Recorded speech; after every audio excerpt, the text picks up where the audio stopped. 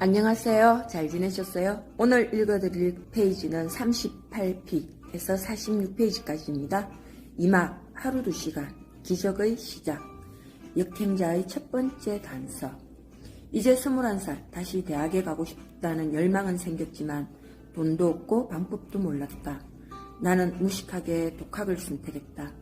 이번엔 수능용 공략집을 발견하기 위해 인터넷을 뒤졌다. 상위권 학생들이 이용하는 커뮤니티를 찾고 그곳에 올라온 수많은 성공 후기를 읽으면서 이렇게 해야 좋은 대학에 갈 수 있구나 생각했다. 개인 공략집을 보면 상위 1%가 되듯 수능 공략집을 익히면 성적도 단숨에 올라갈 거라 기대했다. 그렇게 1년간 매일 안산중앙도서관을 오갔다. 그러다가 재미난 사람 둘을 알게 됐다. A는 30대 중반쯤 되는 정말 노숙자라고 해도 이상할 게 없는 사람이었다. 내가 자기계발서, 심리서를 읽는 동안 그는 맞은편에서 경제와 주식을 공부하곤 했다. 장발의 그는 거의 씻지 않는 것 같은 행색에다 해진 옷을 입고 도서관에 왔다. 나는 그가 경제적으로 아주 어려운 사람이라고 생각했다. 그러던 어느 날 도서관 앞에 웬 외제차가 쓰더니 거기서 A가 내리는 걸 우연히 보게 됐다. 이럴 수가. 당시 안산에서는 외제차를 거의 볼 수 없었다. 무슨 일이 일어난 거지? 알고 보니 그는 자수성가한 부자였다. 어린 시절부터 이것저것 여러 사업을 시도했지만 잘 풀리지 않았다고 했다. 그러다 주식 공부를 해서 투자를 시작했고 마침내 큰 돈을 벌었다. 그는 당시에 철학과 경제학에 빠져 있었는데 지금 생각해도 참 지혜로운 사람이었다. 1년 내내 외롭게 공부하던 내게 그는 철학적인 이야기를 나눌 수 있는 유일한 친구였다. 하반기에는 50대 아저씨 B를 만나게 된다.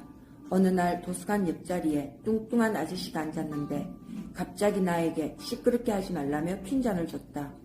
내가 정중하게 사과하자 커피 한잔 하자며 날 데리고 나가 믹서 커피를 뽑아주었다. 알고 보니 연세대 경제학과를 졸업하고 은행장까지 지내다가 은퇴한 분이었다. 부동산 중개사 자격증을 따기 위해 도서관에 다닌다고 했다. 이 뚱보 아저씨도 1년간 좋은 친구였다. 한 번은 나를 집으로 초대해서 이렇게 말했다. 미국에서는 20살 넘게 차이가 나도 친구가 되고 그래. 너랑 나는 30살 넘게 차이가 나지만 친구다. 내가 보기엔 너는 큰 사람이 될 것 같구나. 뚱보 아저씨는 60점만 넘어도 합격하는 공인중개사 시험에서 80점을 넘기며 최상위권으로 합격하게 된다. 이 두 사람은 1년간 외로운 독학생활 동안 좋은 친구였다. 두 분은 사회에서 충분히 성공한 사람들이었으며 항상 내가 잘 풀릴 것 같다고 말해주었는데 그게 큰 힘이 되었다. 그럼 내 수능 결과는 어땠을까? 그분들의 기대와는 달리 나는 평균 4.5등급에 머물게 된다. 어떤 대학에도 갈 수 없는 점수였다. 나는 너무 창피한 나머지 노숙자 아저씨, 뚱보 아저씨에게 먼저 연락할 수도 없었다.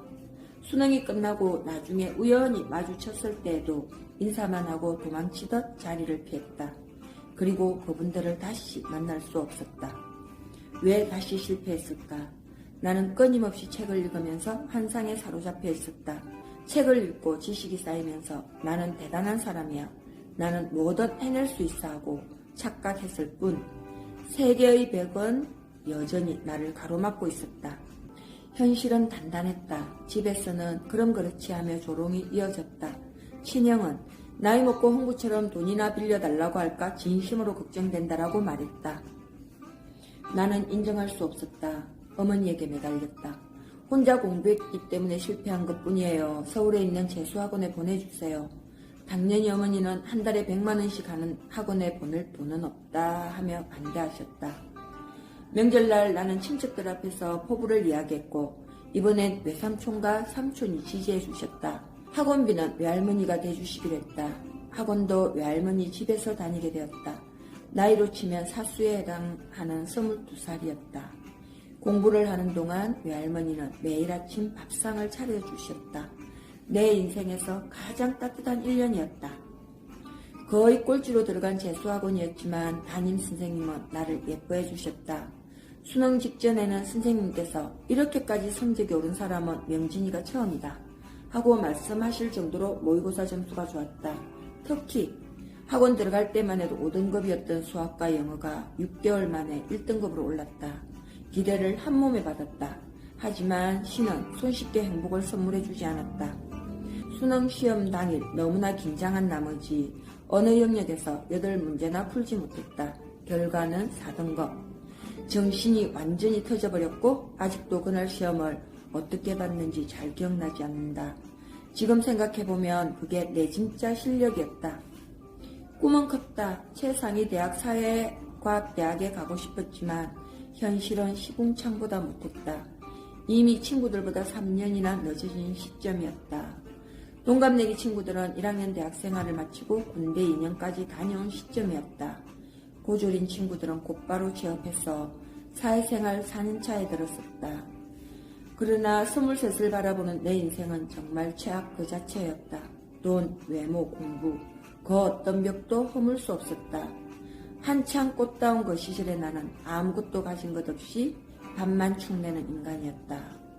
재수생활이 끝나고 안산에 돌아와 나는 방구석에 틀어박혀 철학책을 읽는 척했다. 과거엔 게임으로 도피했고 23엔 철학으로 도피했다. 나만의 가상세계를 만들어 자유했다. 그때는 거의 우울증에 걸린 듯 살아갔다. 현실에서 도망치고 싶었고 나를 아는 사람이 아무도 없는 곳으로 가고 싶었다. 논밭이 있는 지방대에서 자전거를 타고 철학책을 읽는 삶. 지방국립대 철학과 3곳에 원서를 냈다. 그 중에 지리상 대한민국 한가운데 있는 학교라는 말도 안 되는 이유로 전북대를 택했다.